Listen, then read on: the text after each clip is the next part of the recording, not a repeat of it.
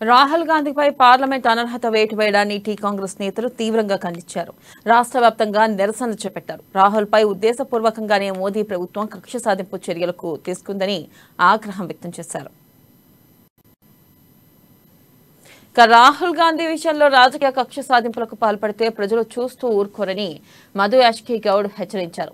రాహుల్పై అనర్హత వేటుకి నిరసనగా గాంధీ భవన్లో సత్యాగ్రహ దీక్ష నిర్వహించారు. ఈ దీక్షలో కాంగ్రెస్ నేతలు పాల్గొని కేంద్రంపై విమర్శలు గుప్పించారు. జోడో యాత్రలో రాహుల్ దేశవ్యాప్తంగా ప్రజలను ఐక్యం చేస్తుంటే బీజేపీ భయపడుతుందని మధు యాష్కి విమర్శించారు. రాహుల్ గాంధీ గారితో అమెరికాలో ఉన్నప్పుడు కూడా ఈ కేసు పైన చర్చకు వచ్చింది. హైకోర్టు తీర్పిస్తాను కూడా మేము ఆశించలే. 66 రోజులు పెండింగ్ లో పెట్టుకొని నెల రోజుల తర్వాత వచ్చిన ఒక స్టేట్మెంట్ వీర్ సావర్కర్ పైన మాట్లాడిన కేసుని గౌరవ హైకోర్టు దాంట్లో ఊటంకిస్తూ అడ్వర్స్ జడ్జిమెంట్ ఇవ్వడాన్ని న్యాయపరంగా కూడా ఒక న్యాయవాదిగా దాన్ని వ్యతిరేకించాల్సిన అవసరం ఉంది. కోర్టుల పైన కాంగ్రెస్ పార్టీకి గౌరవం ఉంది, రాహుల్ గాంధీ గారికి ఉంది. దీనిపైన అప్పీల్ కొరకు సుప్రీంకోర్టుకి కాంగ్రెస్ పార్టీ రాహుల్ గాంధీ గారు స్వతः కూడా వెళ్తారు. కానీ ఈ మౌన దీక్ష తోటి దేశ ప్రజలకు దెబ్బతలుచుకుంది ఏంటంటే కాంగ్రెస్ పార్టీ నాయకులు కూడా దీంట్లో మాట్లాడాలి. ప్రతిపక్ష పార్టీలు ఇది కోర్టు జడ్జిమెంట్, బీజేపీ పార్టీ మాకేం సంబంధం లేదని అంటా ఉన్నది. అట్లాంటప్పుడు రాహుల్ గాంధీ గారు చేసిన ప్రకటనని బీజేపీకి సంబంధించిన నాయకులు వేరు వేరు రాష్ట్రాలలో అదే నేరం పైన చూపిస్తూ కేసు వేయడం అనేది గౌరవ కోర్టు ఉపేక్షించడం బాధాకరం. ఒక నేరాన్ని ప్రతి చోట వేరు వేరు కోర్టులు వేయడం అనేది ప్రజాస్వామికం, అన్కాన్స్టిట్యూషనల్, ఇల్లీగల్. ఇది మనం ప్రజలకు వివరించాల్సిన అవసరం ఉన్నది. ఇది రాహుల్ గాంధీ గారి పరిరక్షణ కూడా కాదు. ఇవాళ భావ ప్రకటనను అణచివేస్తూ కేంద్ర ప్రభుత్వం ఊఫా కేసుల పైన లేక అర్బన్ నక్సలైట్ అంటూ మన రాష్ట్రానికి సంబంధించిన వరవరరావు గారి పైన కూడా జైలు పెట్టడం జరిగింది. తెలంగాణ రాష్ట్రంలో కూడా ఈ భావ ప్రకటనని అణచివేస్తూ విమలక్క పైన మిగతా నాయకుల పైన ఊఫా కేసు వేసి ఇంకా విద్యార్థుల పైన కేసులు వేయడం జరిగింది. సో ఈ యొక్క మౌన ప్రదర్శన తోటి రాష్ట్ర పౌరులు తెలంగాణ ప్రభుత్వం వ్యవసాయానికి 24 గంటలు కరెంట్ ఇస్తుంటే నిరూపిస్తే జీవితాంతం బీఆర్ఎస్ కి సేవ చేశారని భువనగిరి కాంగ్రెస్ ఎంపీ కోమిటిరెడ్డి వెంకటరెడ్డి సవాల్ చేశారు. 3 గంటల కరెంట్ కావాలా, 3 పంటల కావాలా అన్న వ్యక్తిని చెప్పుతో కొట్టాలంటూ కేటీఆర్ పై మండిపడ్డారు.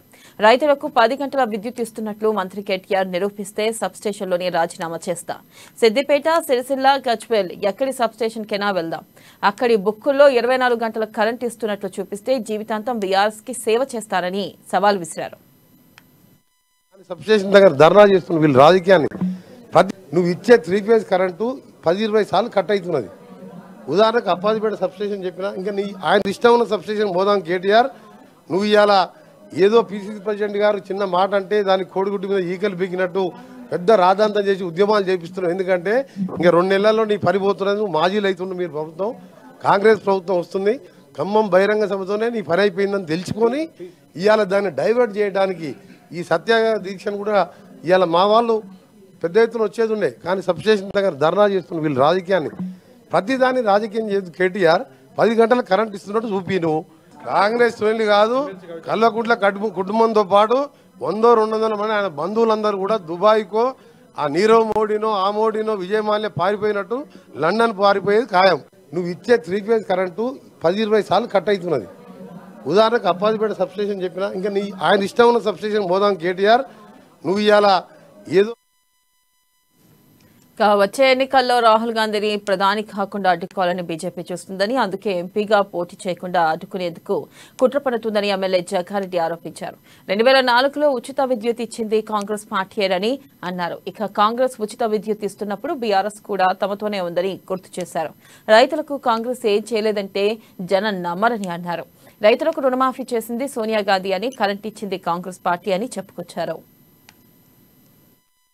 నాయకత్వాన్ని వారి యొక్క కుటుంబం మీద ఒక రాజకీయ దురుద్దేశంతో బీజేపీ పార్టీ, బీజేపీ ప్రభుత్వము, ప్రధానమంత్రి మోడీ, రాహుల్ గాంధీ గారి యొక్క కుటుంబము ఈ దేశం కోసం చేసిన వారి సేవలు, వారి ప్రాణత్యాగాలు భారతదేశ చరిత్రలో లేకుండా చేయాలని బీజేపీ పార్టీ ఒక కుట్రపూరిత రాజకీయంగా వాళ్ళ చరిత్ర లేకుండా చేయాలని, దేశ రాజకీయాల్లో వాళ్ళ ఉనికి ఉండొద్దు అనే ఒక ఆలోచనతో 130 ఏళ్ల చరిత్ర కాంగ్రెస్ చరిత్ర కనబడొద్దని ఇది బీజేపీ పార్టీకి ఉన్న వాళ్ళకున్నటువంటి ఆలోచన.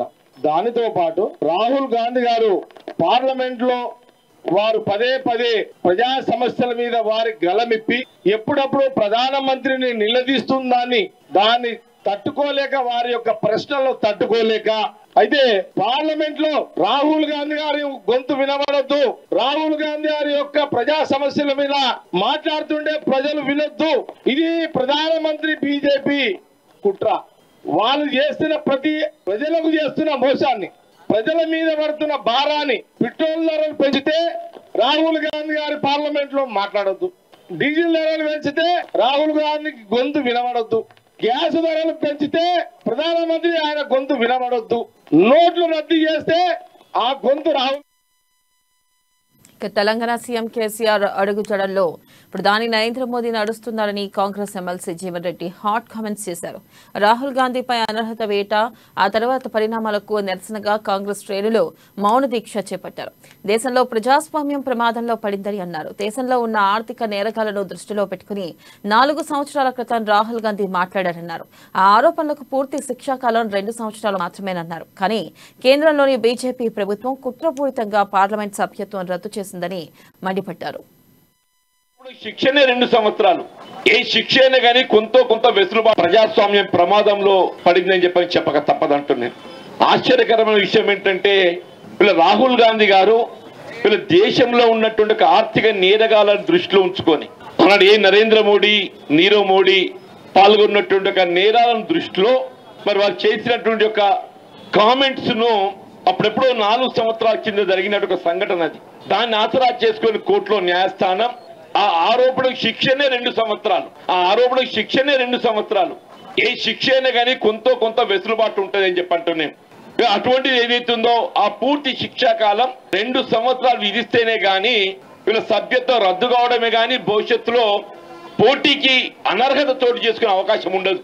వీళ్ళ కేవలం రాహుల్ గాంధీ గారిది ప్రస్తుతం సభ్యత్వం రద్దు చేయడం కాదు, ఇందులో భవిష్యత్తులో కూడా ఏదైతుందో రాహుల్ గాంధీ గారు పార్లమెంట్ పోటీ చేయకుండా అనర్హత ఎదుర్కొనే విధంగా ఒక కుట్రపూరితంగా 6 సంవత్సరాలు అంటే ఆటోమేటిక్గా it will apply in coming elections. 6 సంవత్సరాలు అంటే ఆటోమేటిక్గా it will apply to coming elections.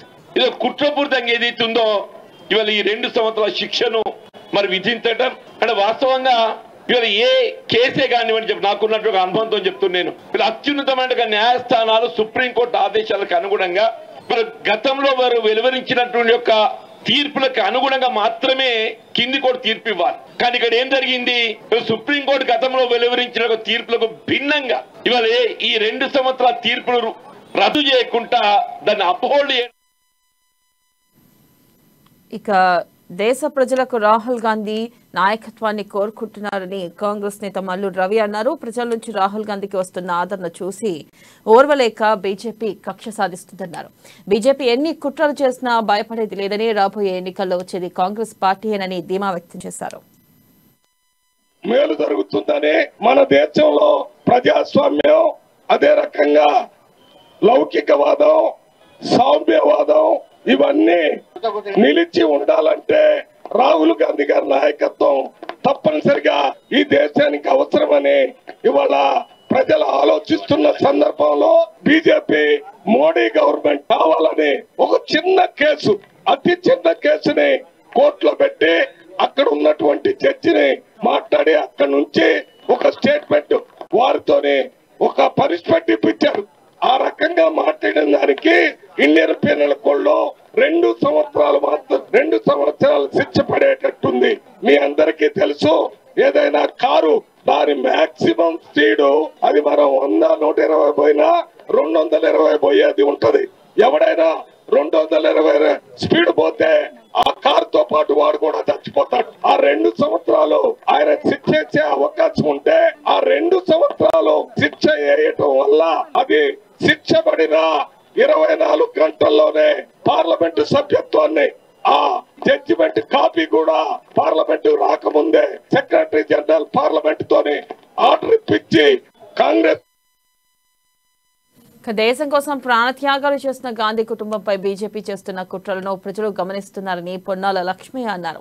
కుట్రపూరిత రాజకీయాలు చేస్తున్న బీజేపీ ప్రభుత్వానికి ప్రజలే తగిన బుద్ధి చెప్తారని హెచ్చరించారు. దేశాన్ని దోచుకుని విదేశాలకు పారిపోయే వారికి మద్దతు తెలిపే మోదీ పోరాట యోధుల కుటుంబంపై తప్పుడు కేసులు పెట్టడం బాధాకరమన్నారు. భారతదేశం ట్రంప్ కు ఆ ట్రంప్ అనేట ఆయన ప్రెసిడెంట్ గా అయిపోయి దిగిపోతే 47 విషయాల మీద ఆ దేశంలోని న్యాయ వ్యవస్థ కేసులు పెట్టి కోర్టుకిస్తున్న సంగతి మనం మర్చిపోతామా? అంటే ఒక చట్ట విరోధికి ఈ చట్ట విరోధి ప్రధానమంత్రిగా భారతదేశం ట్రంప్ కు డబ్బా కొడుతున్నది అనేది ఇది రాజకీయాలలో గాని మనకు గాని మన ప్రతిష్ట గాని మంచిదా? కాదు. ఈయన చక్కనోడా? ముఖ్యమంత్రి ఏం చేసావో తెలీదా? ఏం చేసావు? గుజరాత్ పెట్రోకెమికల్స్ కార్పొరేషన్ విషయం చాలా మందికి తెలియకపోవచ్చు. మొట్టమొదటిసారిగా బయటకు తీసాం. ఏంటది? జయరాం రమేష్ గారు నేను 19,700 కోట్ల స్కాము ఈ దేశ చరిత్రలో మా ముఖ్యమంత్రిగా మోడీ గారు చేస్తే అందులో ఏముందో తెలుసా? కృష్ణా బేసిన్ లో గ్యాస్ దిగాలి, అదో కారణం. పెద్ద పని అంట. 5,700 ఒకటే మాట 5,700 కోట్ల రూపాయల కాంట్రాక్ట్ తవ్వేతందుకు ఎవరికి ఇచ్చారయ్యా? సింగపూర్ లో ఉన్న చెడ్డీ పనులు చేసే కంపెనీకి ఇచ్చినాడు. బయటకు వచ్చి కాదంటాడా? ఈ స్కామ్ నుంచి బయటపడతాడా? ఏం చేశాడా ప్రధానమంత్రి అయిన తర్వాత? గుజరాత్ పెట్రోకెమికల్స్ కు 200 కోట్ల ఆదాయం. ఈ అప్పులు చేసి బ్యాంకు నుంచి తీసుకున్న అప్పుకు 19,700 కోట్లకు దుబారా చేసి ప్రధానమంత్రిగా కావడానికి పార్టీ ఖర్చులు పెట్టిన ఈ మహానుభావుడు 2,000 కోట్ల సంవత్సరానికి పే చేయాల్సిన గుజరాత్ పెట్రోకెమికల్స్ ను ఓఎన్జీసీ దేశ సంస్థ 100,000 కోట్లలో వ్యాపారం చేస్తున్న సంస్థకు దారాదత్తం చేసి అమ్మి ఆ అప్పంతా ఓఎన్జీసీకి అట్టగట్టిన